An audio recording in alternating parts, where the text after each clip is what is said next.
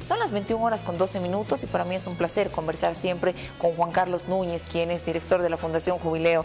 Don Juan Carlos, qué gusto tenerlo, buenas noches y bienvenido. Gracias por visitarnos. Muchísimas gracias, pues un gusto estar en Televisión Universitaria. Don Juan Carlos, jornada de elecciones judiciales. Ustedes han participado también como Observación Ciudadana de Democracia. ¿Cómo se considera, se cataloga esta elección judicial, esta jornada particular de ayer? Bueno, diríamos, todos creo que han coincidido en que ha sido tranquilo, ¿no? Pero yo creo que al interior de cada ciudadano había un conjunto de emociones encontradas porque hemos tenido diversidad de dificultades ayer que llaman mucho la atención y creo que eso debería ser tomado muy en cuenta por el Tribunal Supremo Electoral. Estábamos hablando de gente que ha ido a su mesa de votación, que tradicionalmente iba, y le cambiaron de recinto. Ya no era en esa escuela, en ese colegio, sino tenía que caminar cuadras para encontrar su mesa. Y nadie le daba referencias en el centro donde votaba antes. Normalmente deberían haber guías electorales. Antes los guías, si no me equivoco, tenían unos chalecos verdes que uno los visibilizaba. Hoy día estaban absolutamente mimetizados, no tenían nada que los identifique. Esa es una falencia muy grande, entonces la ciudadanía andaba desorientada, desubicada, y más que decir de los notarios, ni los notarios sabían dónde estaban las mesas. Se nos pasó en varias regiones del país este tipo de desinformación y lógicamente causa un malestar muy grande en la ciudadanía. Creo que eso no ha estado adecuadamente preparado, la señalética en los recintos electorales tampoco ha sido de lo más adecuado. Y fuera de esto estamos hablando de la gente que por los plazos tan cortos que han dado para las elecciones judiciales, hay mucha gente que se ha quedado sin poder actualizar su domicilio y por ello han tenido que recorrer barrios completos. Pues yo tuve ocasión de encontrarme con unas señoras que venían desde Calacoto hasta Miraflores, porque ahí votaban, pero se habían trasladado a Calacoto y no tuvieron la posibilidad de actualizar su situación de su nuevo domicilio y su actualización en el registro electoral. Por lo tanto, temas de este tipo tienen que ser considerados con mucha anticipación por parte del Tribunal Supremo Electoral, y más aún ahora que estamos a las puertas de unas elecciones nacionales, donde tenemos que garantizar una mayor calidad. Creo que es el primer examen de este Tribunal Supremo Electoral, el que se lleva en elecciones, y creo que hay muchas cosas que en este aspecto que se tienen que ir buscando correcciones y creo que muy importantes, ¿no? Yo leía un poco de este documento que ustedes han emitido en esta jornada y decía, la desinformación fue un rasgo importante en la jornada. Desinformación en el tema de las mesas, como decía, de los recintos, de los propios notarios, pero también una gran desinformación de la población a momento de cómo votar en las papeletas. ¿Ese ha sido también un rasgo de esta elección? Efectivamente, yo creo que más allá del esfuerzo que ha hecho el Tribunal Supremo Electoral para poder brindar la orientación necesaria fue insuficiente para la población. Claro, no es solamente la página web, no es solamente lo digital, creo que hay que hacer un trabajo más directo, mucho más didáctico con la población. Y peor si hablamos de la presentación de los candidatos, ¿no? De todo lo que ha significado ese recorrido profesional, su experiencia, todo esto que llamamos la meritocracia. Pues no ha sido en ningún momento socializada, creo, o internalizada en la sociedad. Curiosamente, la gente tardaba mucho en las mesas electorales para poder emitir su voto. Había muchas interpretaciones, o porque estaba viendo a ver quiénes eran, recién conociéndolos, o porque tenían ya algo previsto para poder hacer, pero había una tardanza considerable, interesante el tema.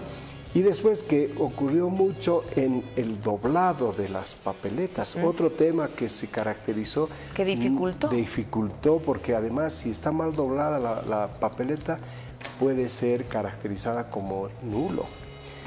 Había poca información en torno a eso en el votante, pero un elemento más que quisiera adherir a esta desinformación es el funcionario policial.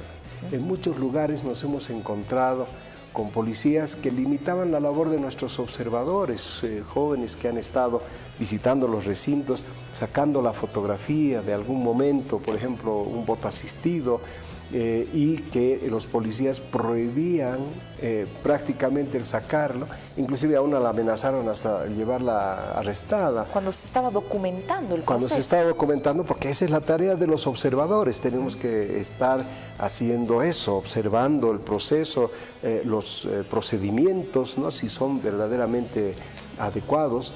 Y por otro lado, en el cierre de las mesas hemos tenido mucha preocupación porque muchos recintos electorales han sido cerrados y custodiados por la policía, mientras que en las mesas estaban haciendo todo el escrutinio los delegados de las mesas, pero sin presencia de la sociedad, sin presencia del ciudadano. Y esto es un tema muy importante que hay que relevarlo porque el escrutinio es un acto público. ¿Y esto es un antecedente muy peligroso para las elecciones generales del próximo año? Exactamente, por eso quiero ponerle mucho relieve, porque el ciudadano tiene pleno acceso, derecho a acceso, para poder tener toda la posibilidad de saber cómo se está abriendo esa ánfora, cómo se está haciendo el conteo, se está escribiendo en las hojas de trabajo, se está registrando en el acta y tiene todo el derecho de sacarle fotografías, imágenes. Así le vamos a dar credibilidad al Tribunal Electoral, así le vamos a dar credibilidad a las elecciones y así vamos a cuidar nuestro voto. La defensa del voto es un tema primordial. Hoy vemos en las elecciones judiciales, pero ¿qué pasa, como bien decía, en las elecciones nacionales? Ahí creo que tiene que haber un celo ciudadano muy importante del resguardo de su acta, del resguardo de su voto, para que realmente podamos tener una elección más transparente. Ante una población descontenta, susceptible del mismo sistema electoral, sabiendo que vamos a votar con un padrón al que se ha cuestionado en varias oportunidades, ¿no hemos tenido la capacidad de una auditoría a este padrón o no ha habido la voluntad política? Bueno, yo creo que ha habido ambas cosas, ¿no? Creo que sería una buena muestra de poder hacer una actualización del padrón electoral. Los datos del censo deberían ser una referencia, lógicamente no tienen una vinculación directa, pero sí una referencia importante para la actualización. Y del otro que tenemos que estar muy atentos es en cómo se vaya a definir las circunscripciones electorales, porque ahora con los nuevos datos del censo los definirán en función a población y densidad el nuevo mapa de las circunscripciones para la elección de los diputados uninominales fundamentalmente en el país. Todo esto va a ser parte de todo un proceso que tendríamos que llevar el próximo año. En abril del 2025 el Tribunal Supremo Electoral tendría que estar lanzando la convocatoria a las elecciones nacionales. Hasta ahí tenemos que tener la posibilidad de incidir en el reglamento de las elecciones nacionales. Y creo que eso hay que revisarlo de manera muy clara y ahí tiene que haber absoluta voluntad política, porque lo que necesitamos de las instituciones del Estado es credibilidad. Y la mejor manera de ganarse la credibilidad es ser transparentes con sus actos, ¿no? Y creo que eso es lo que esperamos todos. Don Juan Carlos, para cerrar, por favor, nuestra entrevista y brevemente, ¿hay la necesidad de modificar también nuestro sistema electoral? ¿Es un sistema electoral arcaico?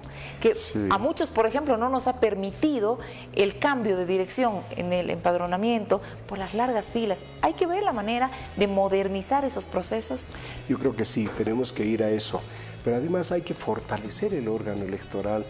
Ayer en la inauguración del acto electoral estuvimos en el Tribunal Supremo y se comentaba entre las autoridades la necesidad de darle la total, absoluta independencia al órgano electoral, que debería tener su entidad jurídica para asistir con todos los temas y no tengan que mediar otros poderes como lo que está pasando con el Tribunal Constitucional, y tiene la absoluta plenitud el órgano electoral. Hay que fortalecerlo y creo que esa es una tarea, pero además de modernizarlo, también tenemos que velar porque sea muy inclusivo. Estamos hablando de más de 1 millón de nuevos votantes para las elecciones nacionales tal vez estamos hablando del 40% más, la mitad del padrón electoral, con población que va a llegar a los 40 años de edad. Entonces quiere decir que está en esa edad estratégica, la decisión está en las manos de los jóvenes del futuro del país.